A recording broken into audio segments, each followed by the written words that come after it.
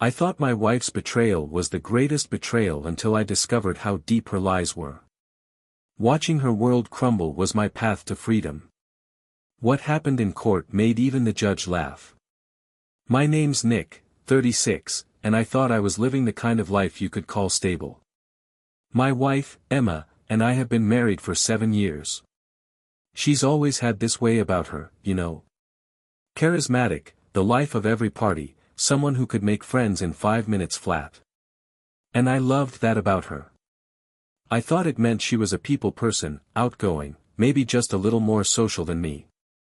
But lately, things have felt wrong. It started small, little things that only stood out in hindsight. Emma started staying out late more often, always having some new event or girls' night that seemed to come out of nowhere. She'd gotten a promotion at work a few months back, so I figured maybe she was networking, celebrating, doing her thing.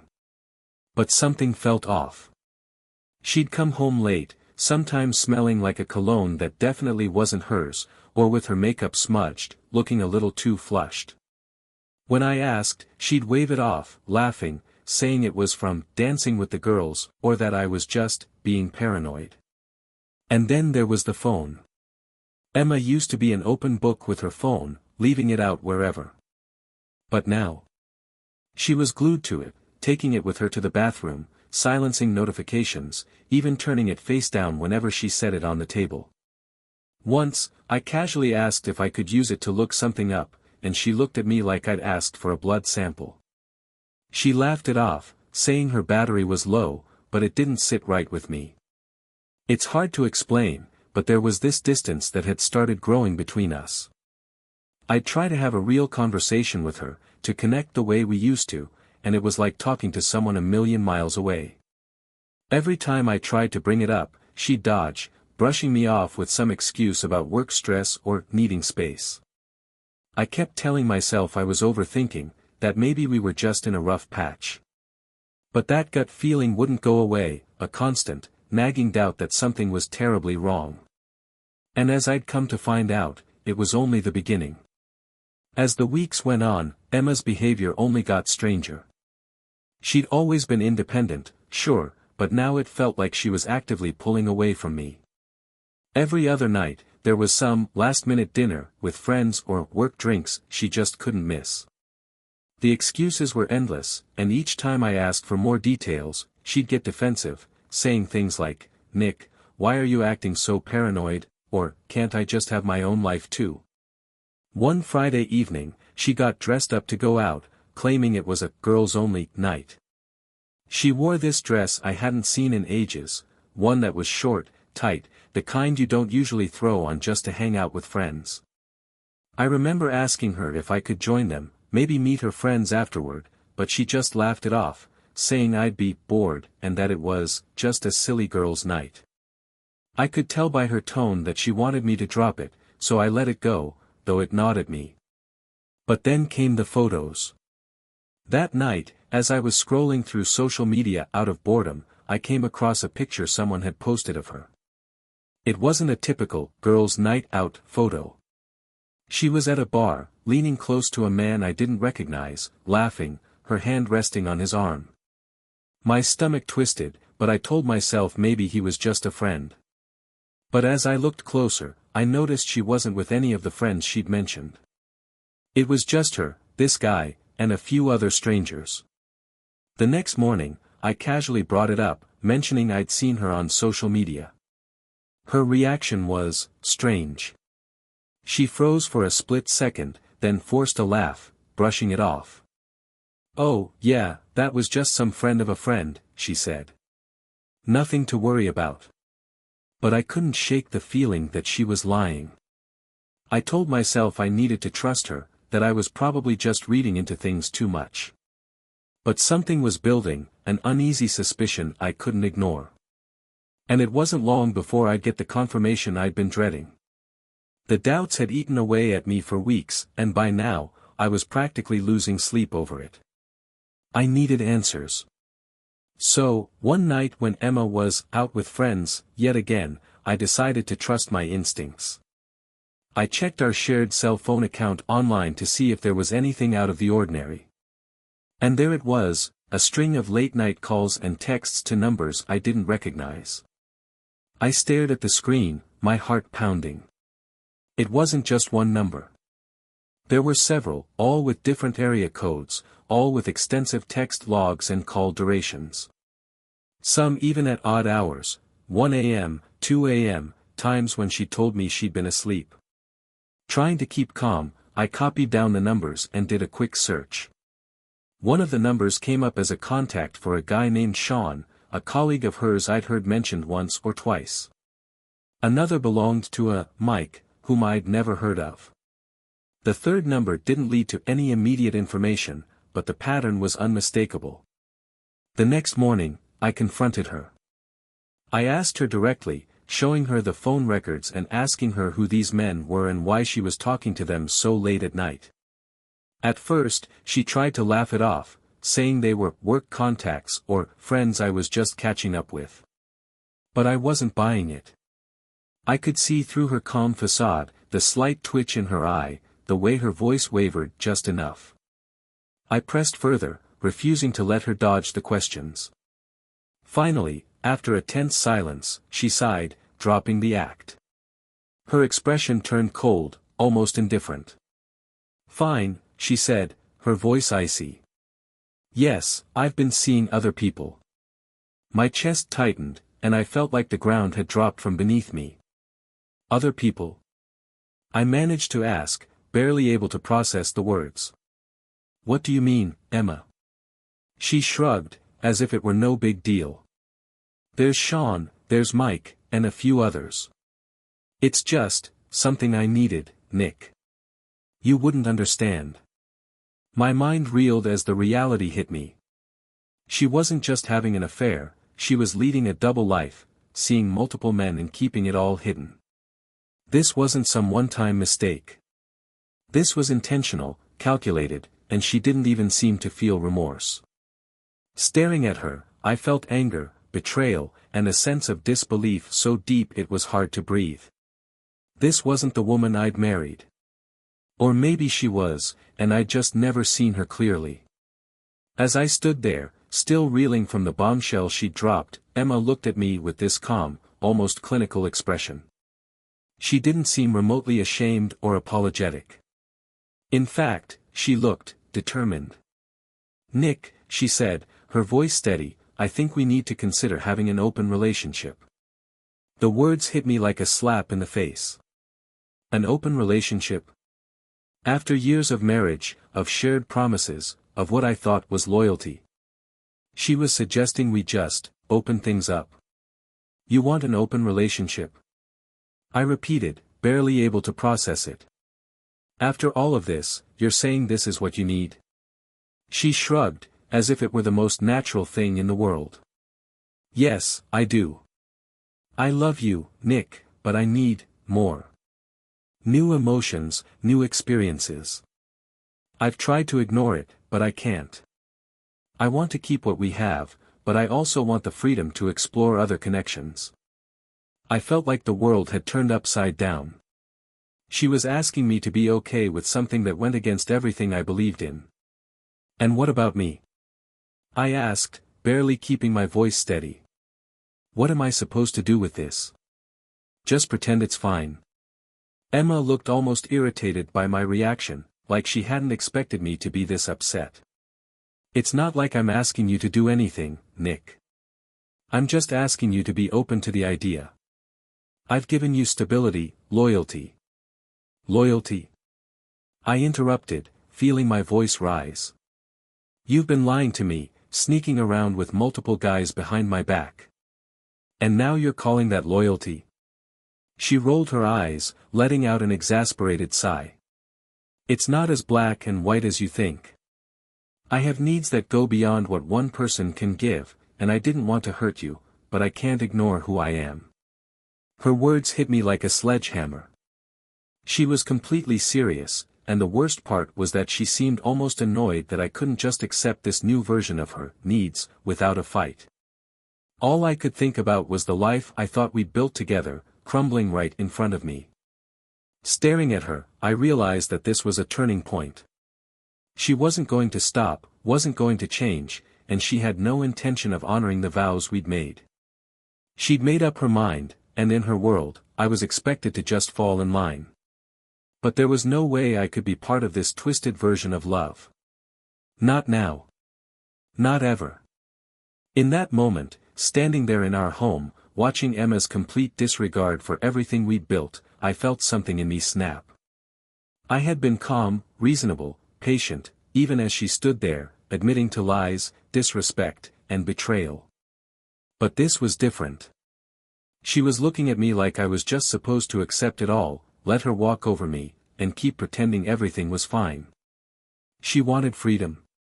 Fine.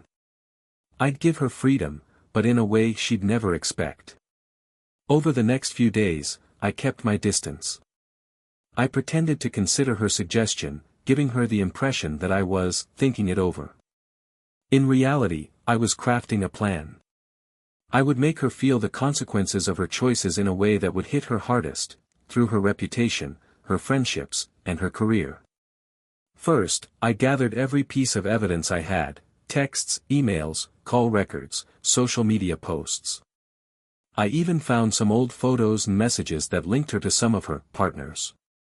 I compiled everything into a neat file and got ready for the next step. Emma had always cared deeply about her career and reputation. She worked at a well-known firm, where she was up for a major promotion. Her boss had an old-fashioned view of family values, and I knew that any hint of scandal could destroy her chances. So, I sent an anonymous email to her boss with all the evidence of her infidelities, framed in a way that suggested it was impacting her focus and commitment at work. I also sent copies to a few of her close colleagues, making sure they were aware of the full story behind Emma's late nights and personal phone calls. But I didn't stop there. Emma prided herself on her social image. She'd built a circle of friends who all saw her as this devoted wife and professional powerhouse. So, I took the same evidence and sent it anonymously to several of her friends, people I knew would be horrified by the truth. I even posted some of the messages and photos on a fake social media account, tagging her friends and her work contacts, making sure everyone knew who Emma really was behind closed doors. Within days, the fallout was brutal. Her colleagues started treating her differently, her promotion was put on hold, and friends who had once worshipped her were now keeping their distance. She confronted me, furious, demanding to know if I was behind it all. I looked her straight in the eye and told her, "You wanted an open life, Emma. Now everyone knows the real you." The look on her face was a mixture of horror and disbelief. She'd thought she could live without consequences, that she could keep me in her life while indulging her needs. But now, the world saw her for who she really was. Her career was in shambles, her reputation was wrecked, and she had no one left to lean on. In the end, I knew that I had given her exactly what she'd asked for, freedom from any pretense. And as I watched her world collapse, I felt a strange sense of calm, knowing that, finally, justice had been served. The day after everything came crashing down on her, Emma stormed into the house, slamming the door so hard the walls shook. Her face was flushed with anger, and her eyes were filled with an intensity one hadn't seen before. She looked at me as though I'd just betrayed her in the worst way possible. "How could you do this to me, Nick?" she shouted, her voice filled with venom. "You've ruined everything. My job, my friendships, my entire life. Do you have any idea what you've done?" I stood there, calm and steady, watching her unravel. Part of me had expected this reaction. Emma had always been good at shifting the blame, making herself out to be the victim. But this time, I wasn't about to let her rewrite the story. I took a slow breath, meeting her gaze without flinching. "You wanted a free relationship, Emma," I said, my tone icy. "You wanted the freedom to do whatever you wanted without any consequences. Well, now you get to be fully responsible for your freedom. This is what you wanted, remember?" She shook her head, her expression turning to disbelief. "I never thought you'd stoop this low, Nick. I thought we were better than this, I thought we could work through it." "Work through it?" I repeated, unable to hide the bitter laugh that escaped me. You were lying to me, cheating with multiple men, and then you had the nerve to ask for an open relationship. You thought you could have it all and that I'd just sit by quietly. But it doesn't work that way, Emma. Actions have consequences. For a moment, I saw something flicker in her eyes, maybe regret, maybe fear. But just as quickly, she masked it with anger, her jaw tightening as she clenched her fists. Fine, she spat, her voice dripping with resentment. If you're so determined to be done with me, then I'll make it easy for you. She straightened, lifting her chin in defiance. I'll leave, and you can enjoy your miserable, lonely life. You want me gone? Fine. I'll go. With that, she turned on her heel and marched out, grabbing her phone and texting someone as she went. I didn't have to ask who she was texting. One of her men, no doubt, the one who'd become her backup plan. Within an hour, she'd packed a few bags and was out the door. I watched from the window as a car pulled up, one of the same unfamiliar vehicles I'd noticed in our driveway late at night. She got in without a backward glance, and they drove off, leaving the silence of our empty house behind. As the reality sank in, I felt a strange mix of relief and finality. It was over. She'd made her choice, left for someone who didn't even know the half of who she was. And as much as her betrayal hurt, I realized I didn't feel the pain I'd once expected. Instead, I felt free. Emma had finally left, taking her lies with her, and for the first time in a long time, I could breathe. With Emma gone, I thought I could put everything behind me. But every time I remembered the smug look on her face, her arrogance in assuming she could just move on and pick up her life with one of her lovers, my anger reignited. I couldn't just let this slide, not when she dragged our entire marriage through the mud and walked away without a second thought. And as for her so-called partners, they were just as responsible, and I wasn't going to let them get away unscathed. That's when the idea hit me. I knew this wouldn't be easy or simple, but I was determined to see it through. I hired a private investigator, a professional, discreet, and, most importantly, thorough. His name was Paul, an ex-detective known for digging up dirt that others couldn't find. When I told him what I needed, he gave me a single nod, understanding that this was about reclaiming my life and exacting justice. Paul got to work immediately. Over the next few weeks, he tracked down each of Emma's suitors. It turns out, they weren't just random guys, they each had secrets of their own, vulnerabilities they thought no one knew. And Paul? He found every single one of those weaknesses.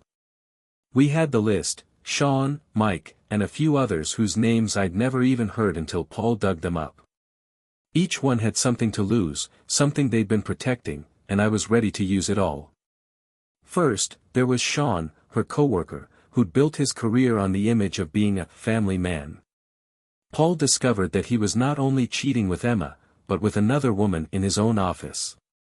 Armed with this information, I created an anonymous email filled with enough details to make his wife and his boss question his every move.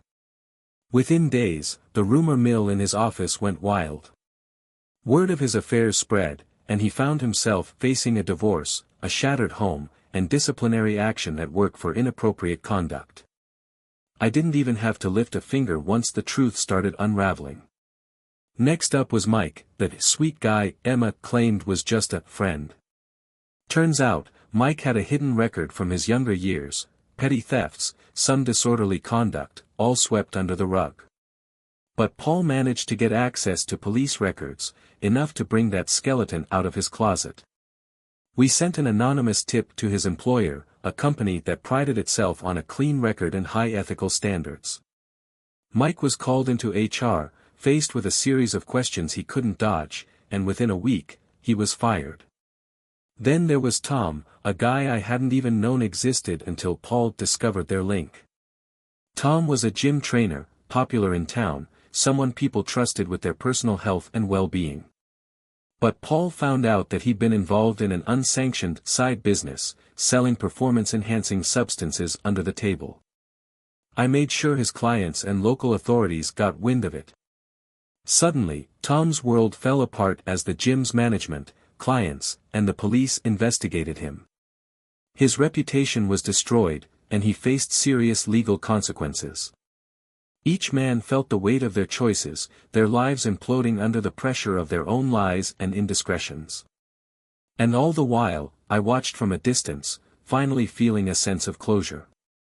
Emma had thought she could treat people like disposable toys, but now her entire network was crashing down around her. By the time Paul and I had finished, Emma's suitors had nothing left of the lives they'd carefully crafted. And Emma? She found herself cut off from every source of comfort she'd relied on, left to face the fallout alone. It was late one night when I heard furious knocking at my door. I had a sinking feeling it was Emma, and sure enough, when I opened it, there she stood, looking frantic, eyes blazing with rage.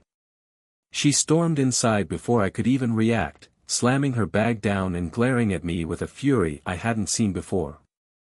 "Nick, why can't you just let it go?" she shouted, her voice shaking with anger. "You've ruined everything. My friends, my reputation, and now you're going after everyone else, too." I folded my arms, keeping my voice steady. "Let it go," I said, raising an eyebrow. "You want me to let it go after you tore apart our marriage, lied to my face, and thought you could just walk away with zero consequences? You think you're the victim here?" She scoffed, rolling her eyes. "I thought you were better than this, Nick. I didn't think you'd go this low. Ruining my life wasn't enough for you. You had to go after other people too. That was it." I couldn't believe she still saw herself as the victim in all of this. Every ounce of patience I had left snapped, and before I could think twice, I spat at her feet, barely containing the disgust I felt. "Get out, Emma," I said coldly, pointing to the door. "I'm done listening to your twisted justifications. You wanted freedom, and now you have it. You can keep your life, what little is left of it, far, far away from me." She stared at me, a look of shock and fury crossing her face, but I didn't care. I took a step forward and opened the door, signaling that our conversation was over. She huffed, grabbing her bag and giving me one last look of contempt before marching out.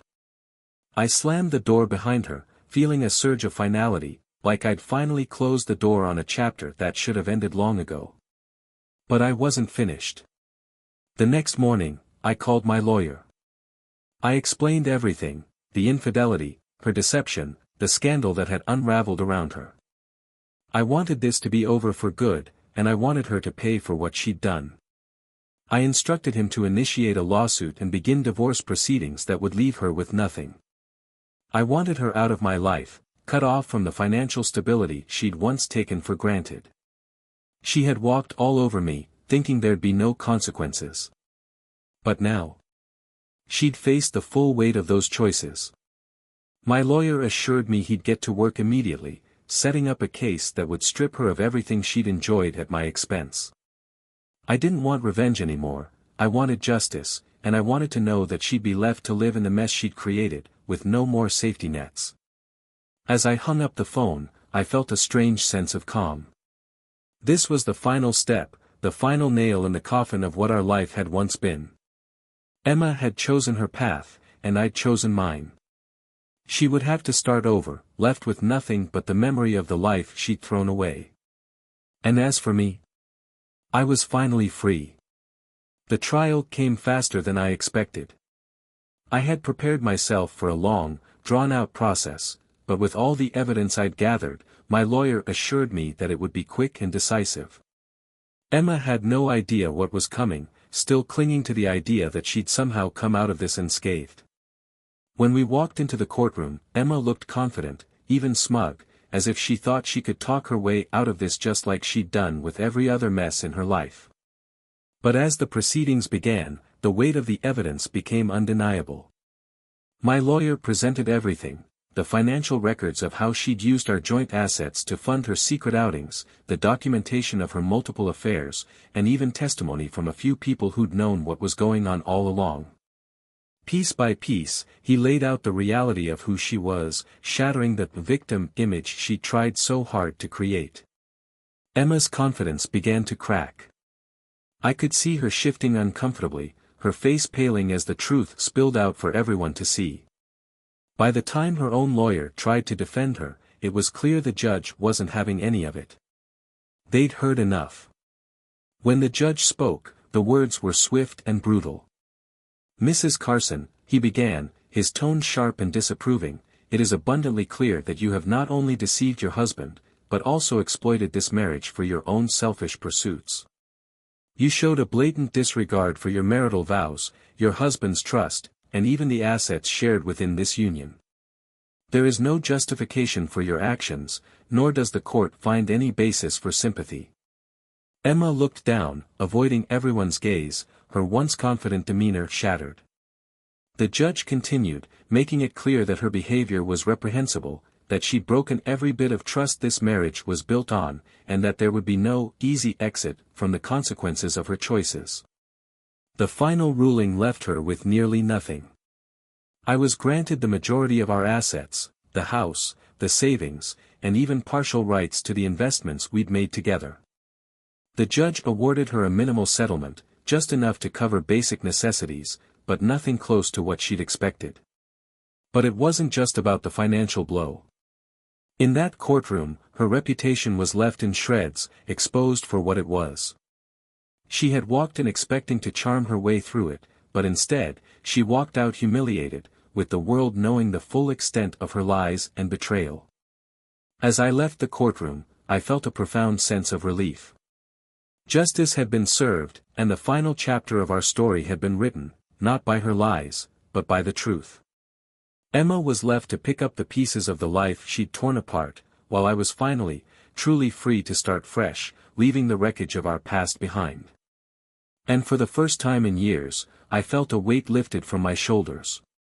Emma was no longer my burden, and I could finally look forward to a future where I was in control, where I was at peace.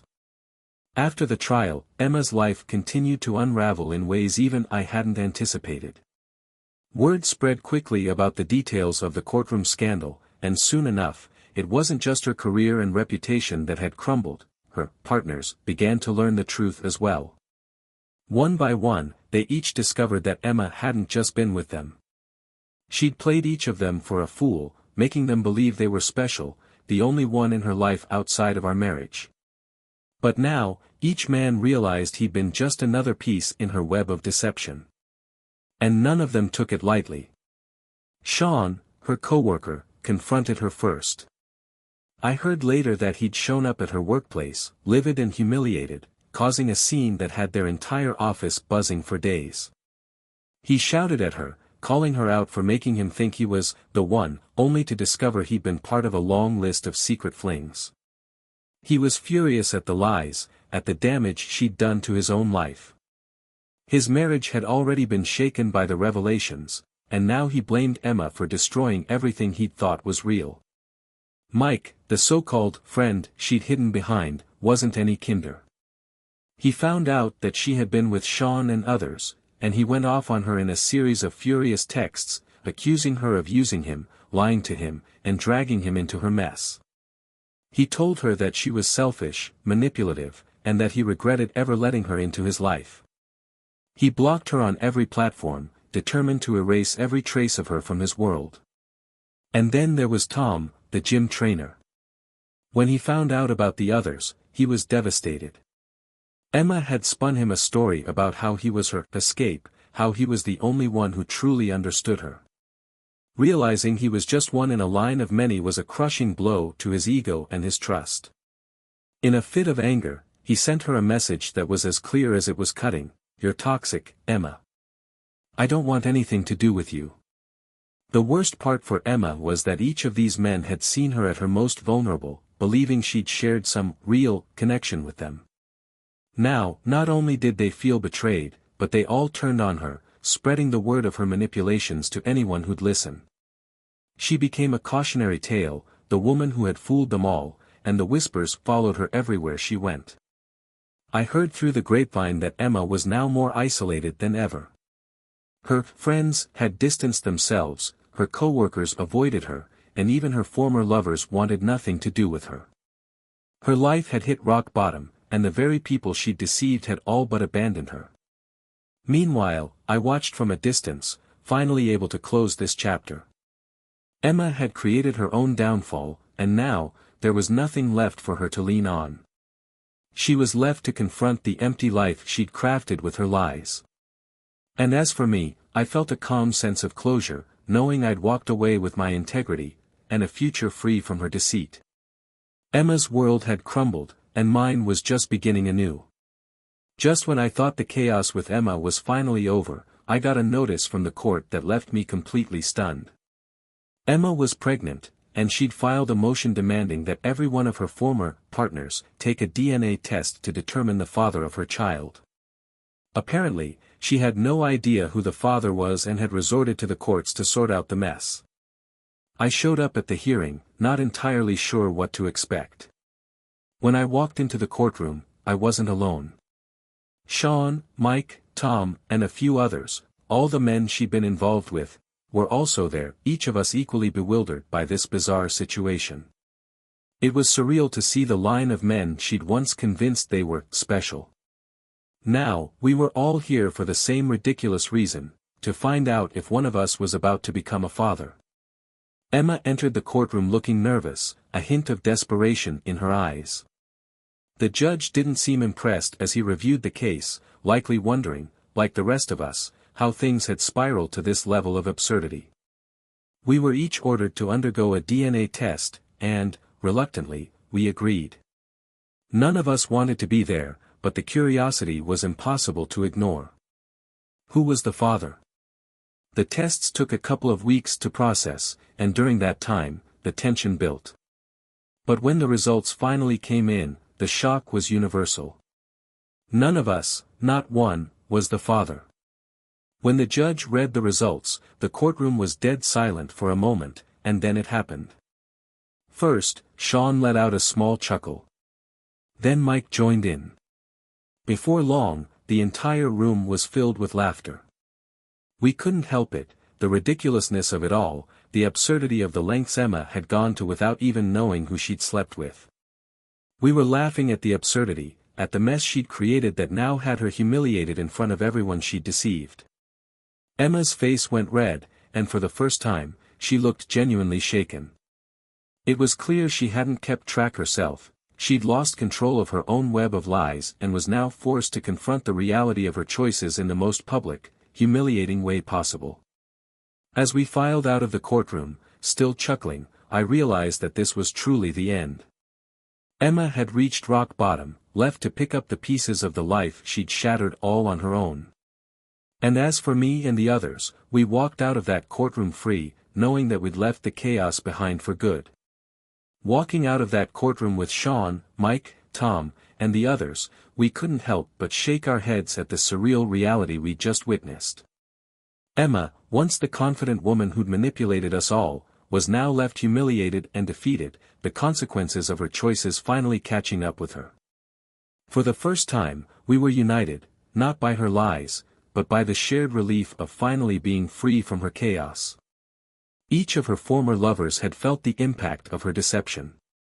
Sean's marriage had ended in a bitter divorce after his wife found out about his affair with Emma. His career took a hit, and he was left starting from scratch. Mike was still reeling from the job he'd lost after the revelations, struggling to rebuild his life and reputation. And Tom, once the proud trainer everyone looked up to, had been exposed and was now facing legal troubles of his own. And Emma? Her life had crumbled beyond repair. She'd lost her job, her reputation, her friends, and now, with a pregnancy she couldn't trace, she was left truly alone.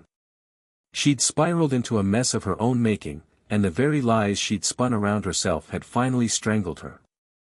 But as for me, I'd come out on the other side stronger. I had lost a marriage, yes, but I'd gained my dignity, my peace, and a newfound sense of clarity. I was no longer bound by the weight of her deception, nor by the anger that had once consumed me. Instead, I'd moved on, rebuilt my life on my own terms, and found genuine freedom in leaving it all behind. My friends, my family, even those former strangers who'd been caught in Emma's web, now knew the truth. And we all walked away from this knowing we'd escaped a nightmare we hadn't deserved. Looking back, I realized that every bit of pain, every ounce of betrayal, had ultimately led to this moment of calm. I had reclaimed my life, my strength, and my sense of self. Standing on the other side of all that chaos, I felt like a winner, free to finally live my life with peace and purpose. And as I walked away from that chapter for good, I knew I'd emerged victorious, leaving Emma and her tangled web of lies far behind.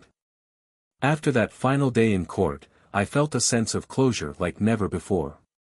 Emma was left to face the wreckage of her own life, stripped of every facade she'd once built around herself. For so long, she'd crafted a world based on lies, thinking she could control everyone around her without facing the consequences. But now, with her lovers gone, her reputation destroyed, and her life in ruins, she was left to confront the truth on her own.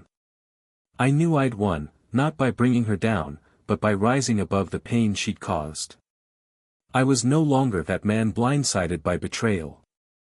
I'd come through the fire, more resilient and wiser than before, and now the only thing I had left was to fully let go. My life, my peace, my happiness, all of it was mine to rebuild, free from the burden of her deceit. I moved forward, surrounded by people who valued honesty, and grounded by the lessons this painful chapter had taught me. I learned to trust my instincts, to value my own worth, and to never settle for a life that left me doubting myself. In the weeks that followed, I started fresh. I reconnected with friends, deepened bonds with family, and even opened myself to new relationships. I didn't rush, this time, I knew what I wanted and what I deserved. As for Emma, I heard through the grapevine that she'd left town. Her face and name were tied to a reputation she'd never shake, and for her, running seemed like the only option. But for me, staying and facing the reality had given me a strength I hadn't known before. And so, as I stood in my new life, with the past fully behind me, I felt a calm settle over me, a peace that I'd earned, that I owned, and that no one could take away.